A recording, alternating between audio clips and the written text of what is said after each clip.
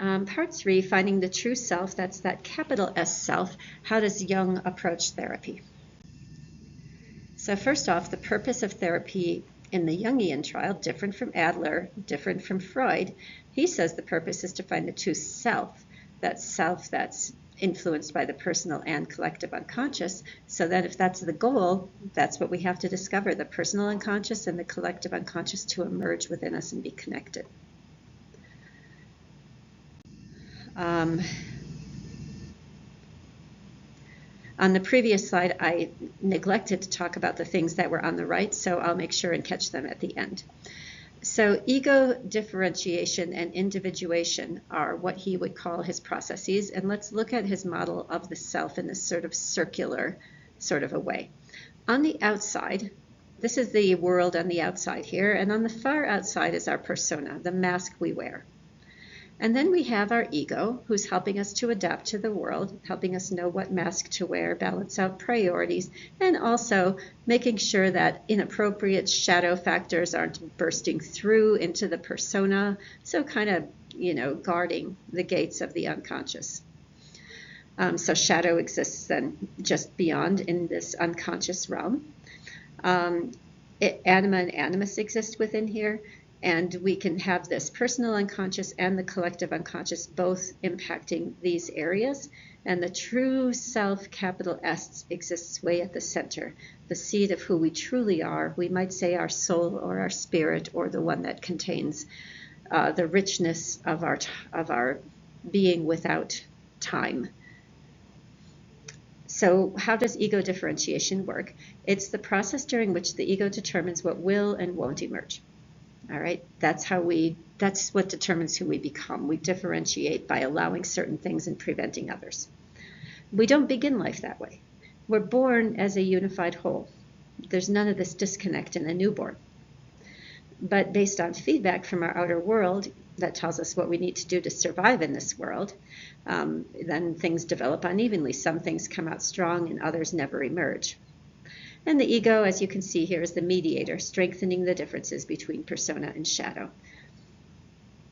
Now, ego inflation is an idea of too much attention paid to this outer world, to this persona, and to this contrived identity, rather than to the true self.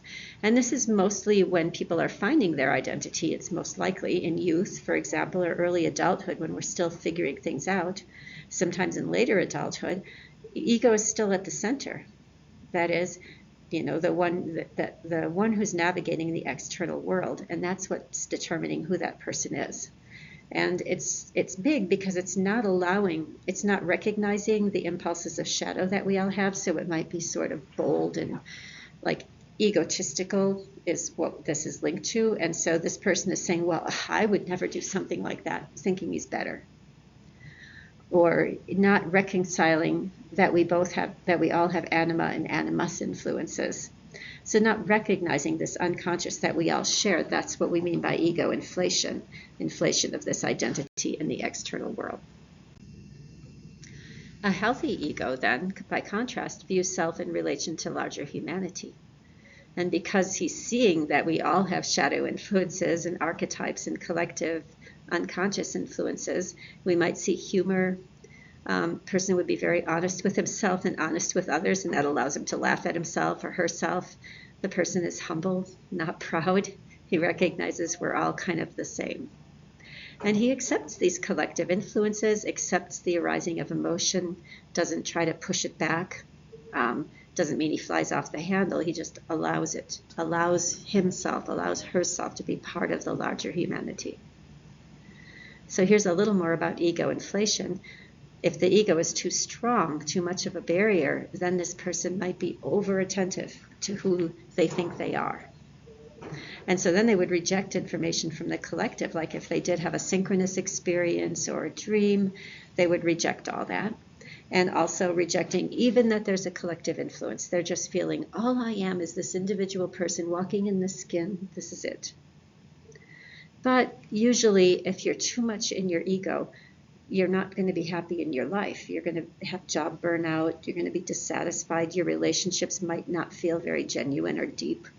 And so it doesn't bring us what we really need, which is the finding of the true self with a capital S. Most people do inflate ego. If they're going to go inflate one or the other, they tend to inflate ego, this identity on this earth. But some people inflate their unconscious, like they're so involved in the spiritual world that they don't seem grounded in this world. Ego side is meaning that you've gotten rid of any idea that you're different from others. Side meaning to kill. You've killed the ego. And it doesn't mean you're a crazy person. It just means that you've fully integrated. There's no more line between who you present and what you really are. The highest practitioners, monks, nuns, shamans of many faiths, have probably gone through ego side. You're really accepting that you're a larger part of humanity. You're not proud. You're not worried about that self, the little lowercase self. And a lot of religions has this as an objective, becoming the spirit within you instead of the little person on the outside. Some other facets of Jungian thought. So Jung he really did think that we do have individual differences. And he thought that the main difference that people have is in this attitude of introversion and extroversion. And that also the manner in which they perceive the world and make decisions. So this is what the MBTI is about. The measure is going to first identify this main attitude, introversion versus extroversion, based on, we'll define it more closely in class. And then also, how do we navigate the world? Do we tend to think things through or base it on our emotion? How do we get information and make decisions? Do we tend to use our senses, only the available information, or do we tend to put them together in a different way using our intuition? And when you take the MBTI, you're going to get 4 letters that'll relate to these traits, as well as a last trait that relates to a different kind of navigation.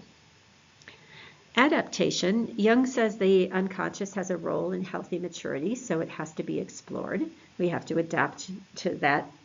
We have to adapt to the real world, including the unconscious. And society, Jung says that culture, myths, and rituals give access to the unconscious. So he says these rituals are really important. Like the Protestant faith has gotten rid of a lot of ritual. But in Navajo tradition, ceremonies would be part of ritual that Jung would say are very important. Or in the Jewish faith, there's a lot of ritual practices. Every Friday is Shabbat, which involves lighting of candles and singing of songs and certain practices. So he thinks those are very important for giving us access to the unconscious and the collective unconscious. And then development, Jung says early experience doesn't really matter. It's this midlife individuation. That's when things are important. That's when we find out who we really are.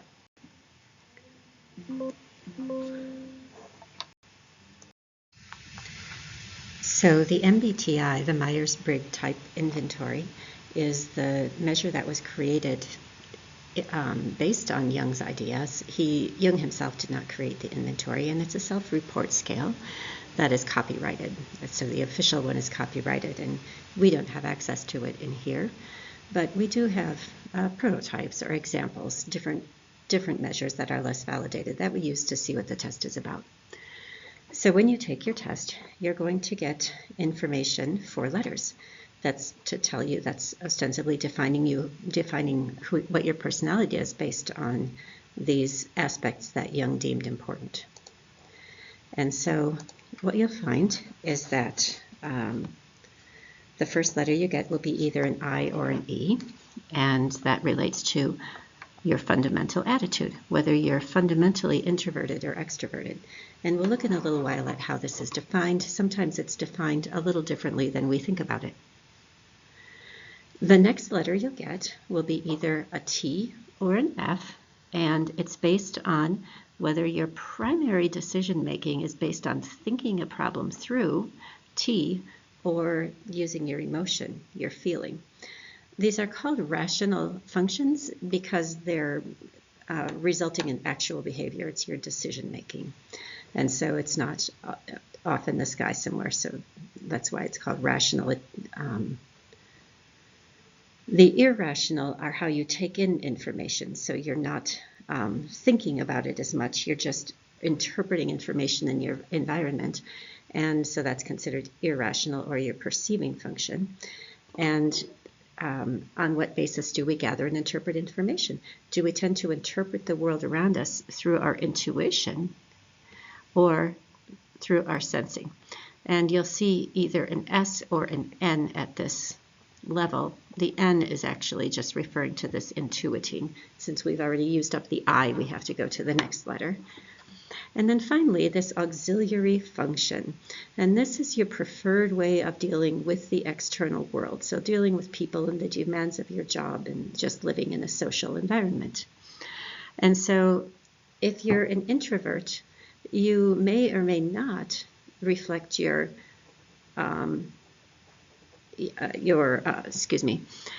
may or may not have your true character represented. So you're going to get either a J or a P, meaning that you're either tending to navigate your outside world based on your J, this is the J, or your P, your perceiving function.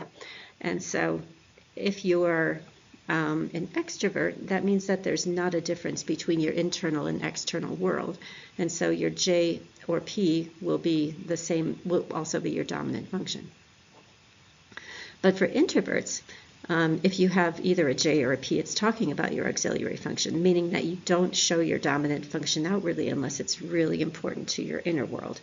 And so that's how it's defined.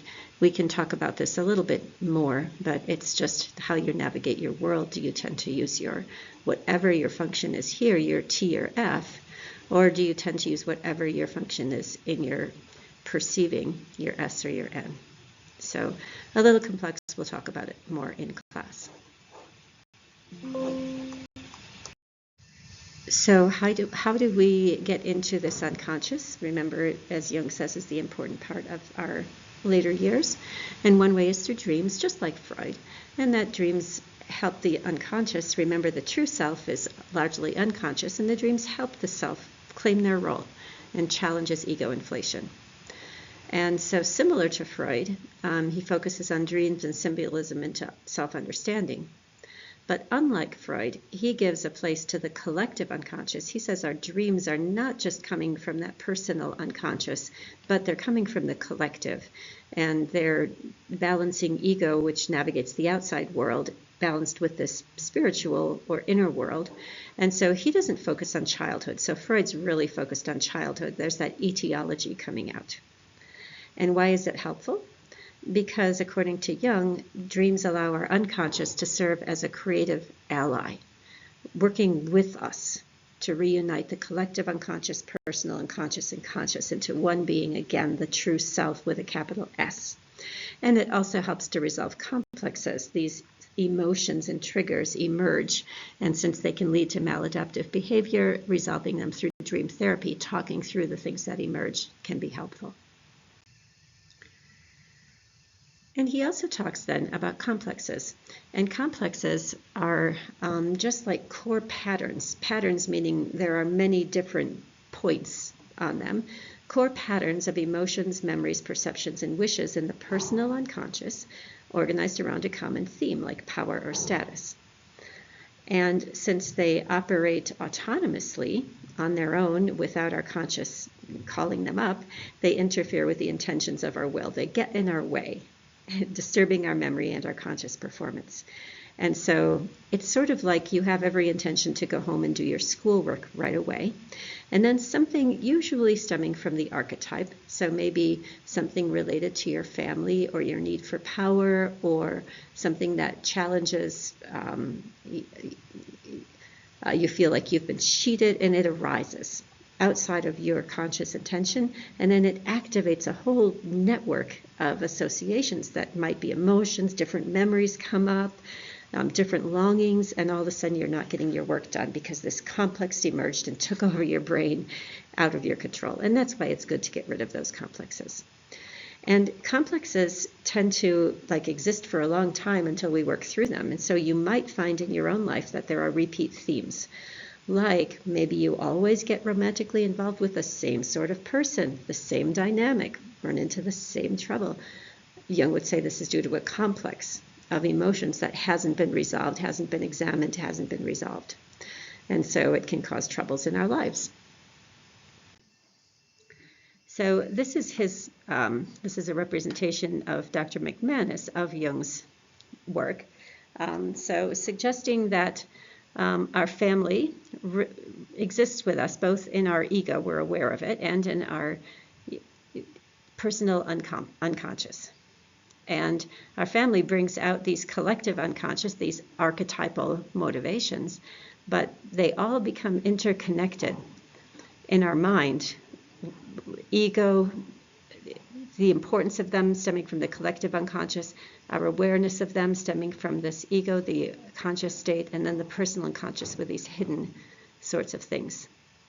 Our religion dives deep into our personal unconscious, but it also comes from the collective unconscious. The myths that tend to be true around all cultures impact our religion, which then again goes into the unconscious. And then society sending motivations in at both levels. The collective unconscious, accessible through dreams and symbols that we then become aware of, that dreams we're often unaware of, and leading to behavior that we might not want. The personal unconscious, that's the things that have happened to us individually, also impacting our behavior. And all these things getting tangled up, usually around one at a time. You know, a mother complex activating all kinds of behaviors that are coming from the collective as well as from our personal experience. So what are symbols? They're the natural language of the psyche. They're not disguised. So I don't know if the sand painting might be like a symbolic representation, but that would be true psychic speaking, not this persona ego-based speaking. They have symbolic or metaphorical meaning, often prospective or future interpretation, what's going to happen in the future, and sometimes flexible interpretation, paying attention to the content of it in terms of learning something about yourself. Another way to get into the unconscious is through projective tasks, and you're already familiar with a couple of these. You know the thematic association task, the TAT, related to stories tellings around pictured. You're familiar with the Rorschach test, the ink blots, and you met the first memories task when we talked about Adler. So now Jung's task relates to word association, and once again we're trying to get the person to speak without conscious thought. That's what reveals what's inside.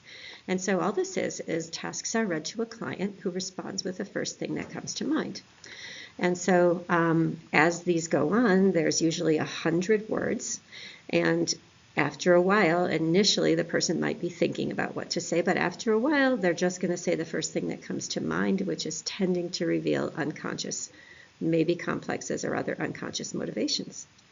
And how it's handled is the reader would read one word at a time out of a set, and then they would